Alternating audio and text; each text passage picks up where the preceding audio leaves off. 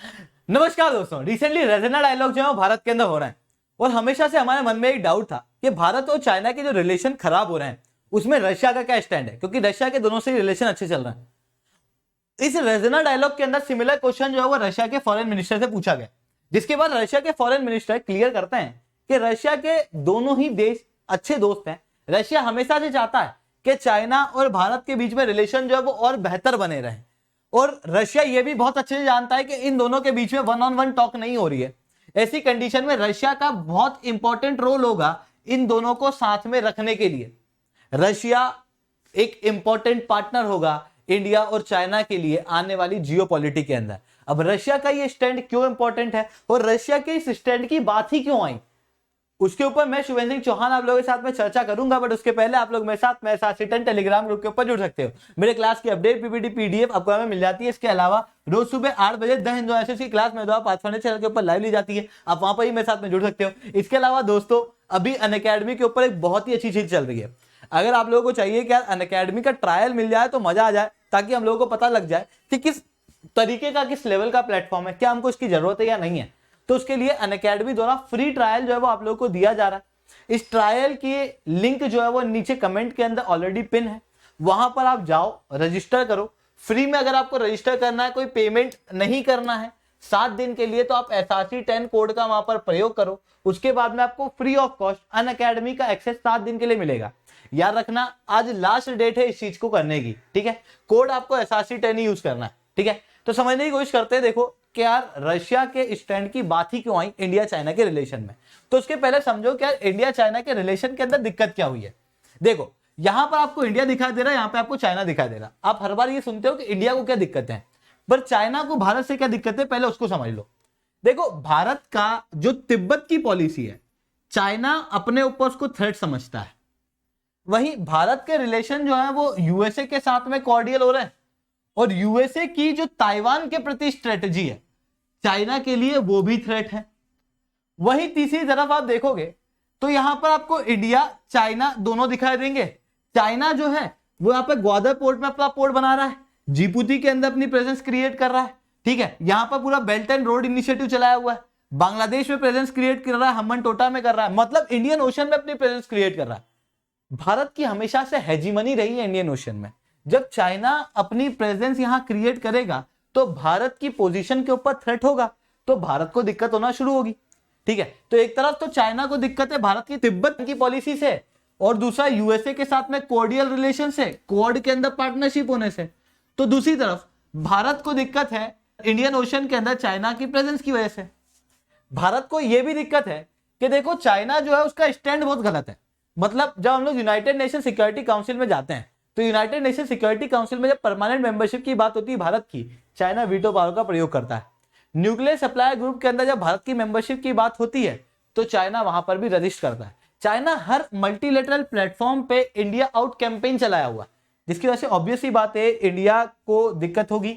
India को दिक्कत है चाइना के बेल्ट एंड रोड इनिशिएटिव से, इंडिया को दिक्कत है चाइना जो बॉर्डर के ऊपर ट्रांसग्रेस करता है उससे, इंडिया को दिक्कत है चाइना की अरुणाचल प्रदेश के लिए जो पॉलिसी है उससे, जिसके कारण से इंडिया और चाइना के रिलेशन अच्छे नहीं है, क्लियरली अच्छे नहीं है।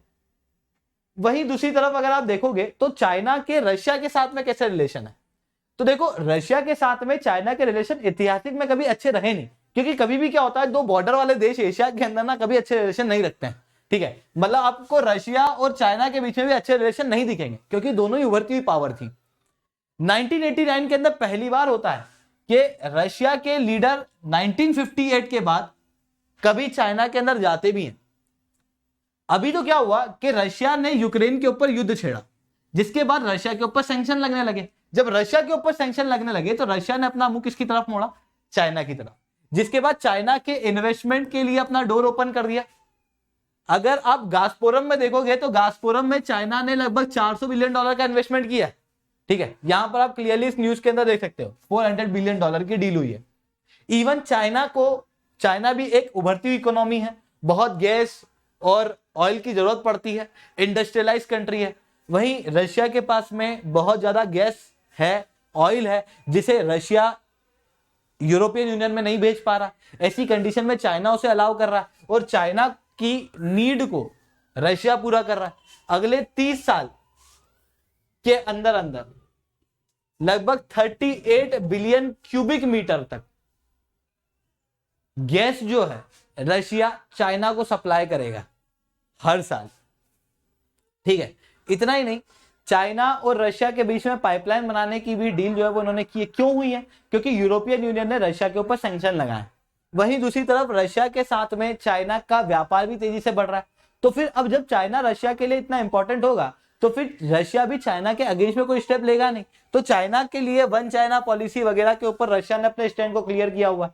वहीं दूसरी तरफ आप देखोगे तो चाइना भी रशिया को सपोर्ट कर रहा है रशिया यूक्रेन वॉर में। जैसे अभी G20 की समिट हुई, तो G20 की समिट के अंदर जब बेंगलोर के अंदर finance minister and central bank governor की मीटिंग हो रही थी, तो उस समय पे जो बाली में बात हुई जहां पर रशिया को क्रिटिसाइज किया गया, उस बाली की टॉक्स का विरोध चाइना के साथ में रशिया दोनों ने किया।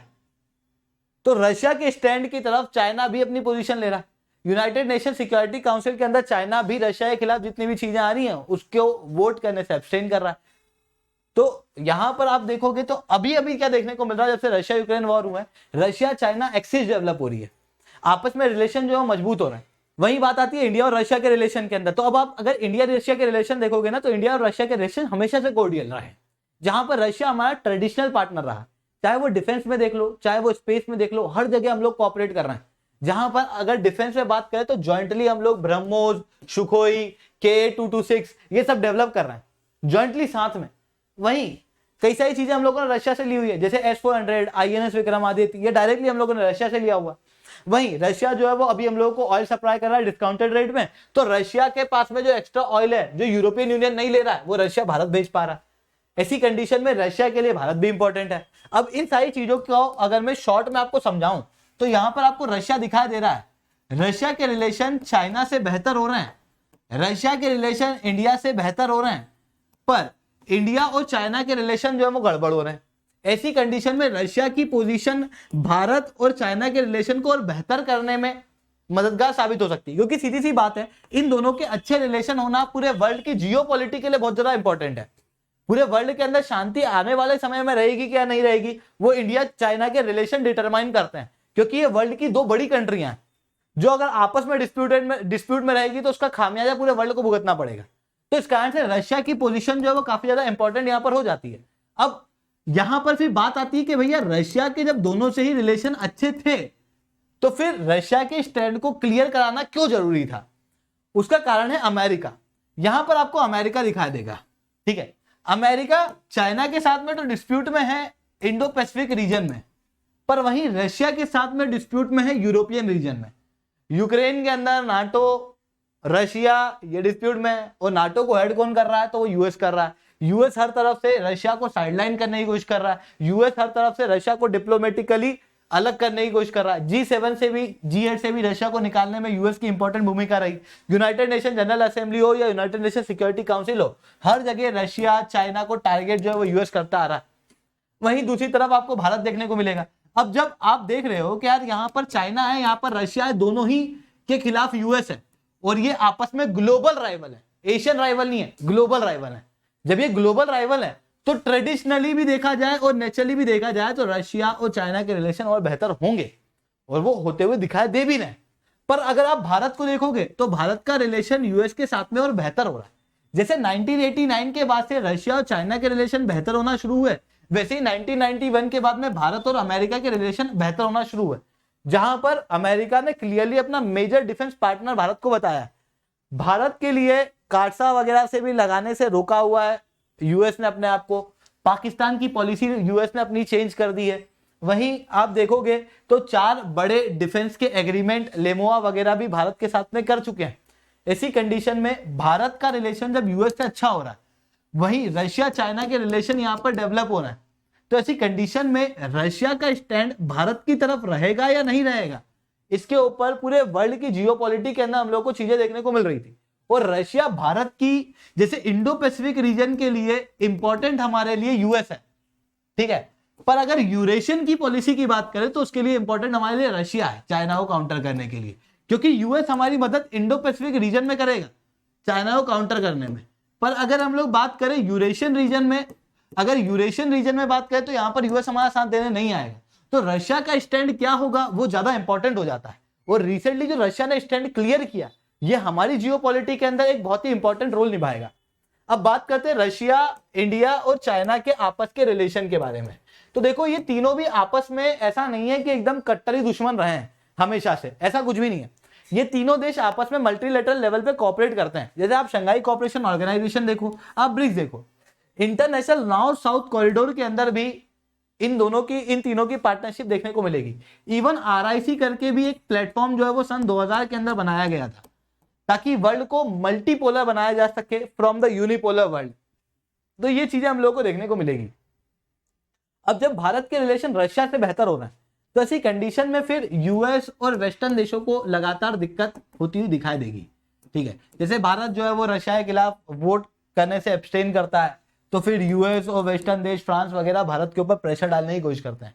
तो फिर वो भारत की, अब सवाल ये है कि भारत की पोजीशन क्या है क्लियर, वो रशिया की तरफ है या इनकी तरफ है, ये अभी भी डाउट है। हालांकि भारत हमेशा से यही कहते आया है कि हम लोग स्ट्रेटेजिक ऑटोनॉमी के ऊपर बिलीव करते हैं और हम लोग रिलेशन को बैलेंस करके चलते हैं। ना हम लोग रशिया की तरफ है, ना हम लोग यूएस की तरफ है, हम लोग तो अपनी तरफ है। जो हमारे लिए बेनिफिशियल होगा वो हम लोग करेंगे। ठीक है, तो ये सारी चीजें जो है वो हम लोग को वर्ल्ड की जियोपॉलिटिक्स के अंदर अभी देखने को मिल रही है। ठीक है, इतनी बात क्लियर हुई। अब यहां पर देखो कि रेजेना डायलॉग क्या है, क्योंकि सब कुछ रेजेना डायलॉग के अंदर हुआ है। तो देखो रेजेना डायलॉग एक्चुअली भारत सरकार द्वारा हर साल कराया जाता है। भारत सरकार ना कहूं ऑब्जर्वर रिसर्च फाउंडेशन के द्वारा। ये एक थिंक टैंक है जो भारत की पॉलिसी को बेहतर और भारत को प्रॉस्परस बनाने के लिए काम करती है। और ये Raisina dialogue ministry of external affairs के साथ में इस साल करा रही है दिल्ली के अंदर। रेजेना डायलॉग के अंदर वर्ल्ड लेवल के सिविल सर्वेंट, मिनिस्टर वगैरह आते हैं और अपनी राय मंजूरी देते हैं। ठीक है, और उसके अनुसार फिर इस थिंक टैंक के अंदर ऑब्जर्वेशन जाती है और उसके अनुसार फिर भारत अपने रिलेशन को और ज्यादा डेवलप करता है। ठीक है, तो ये सारी चीजें हम लोग को वर्ल्ड की जियोपॉलिटिक्स के अंदर अभी देखने को मिल रही है। तो दोस्तों आज के लिए इतना ही रखते हैं। लेक्चर अच्छा लगा तो लाइक करो, लेक्चर बहुत अच्छा लगा हो तो SRC10 कमेंट करो। अनअकैडमी के ऊपर पाथफाइंडर टीम के द्वारा एक क्रैश कोर्स चलाया जा रहा है। ठीक है, इस क्रैश कोर्स के अंदर आपके प्रीलिम्स रिलेटेड सारे टॉपिक जो है वो कवर कराए जाएंगे पाथफाइंडर की पूरी टीम के द्वारा। और अगर आपको चाहिए कि हमको पूरा अनअकैडमी का सब्सक्रिप्शन नहीं लेना पर ये कोर्स देखना, तो उसके लिए आप अलग से 5599 के अंदर पेमेंट कर सकते हो, कोड यूज कर सकते हो SRC10। ठीक है, SRC10 कोड यूज नहीं करोगे तो यही कॉस्ट आपको 6999 में मिलेगी, और SRC10 कोड का प्रयोग करोगे तो यही सब्सक्रिप्शन आपको 5599 के अंदर पड़ने वाला। तो जाओ सब्सक्राइब करो, SRC10 कोड का प्रयोग करो। इसके अलावा फ्री ट्रायल भी 7 दिन का दिया जा रहा है, यहाँ पर भी आप SRC10 कोड का प्रयोग कर सकते हो। दोस्तों आज के लिए इतना ही। जय हिंद, जय भारत।